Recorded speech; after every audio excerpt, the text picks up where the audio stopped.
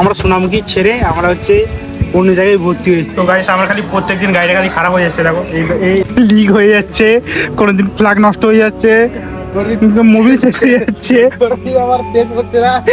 কোনোদিন আমার গাড়ি স্টার্ট নিচ্ছে না, মানে কি অবস্থা একটা, গাড়িটা অনেক বয়স হয়ে গেছে।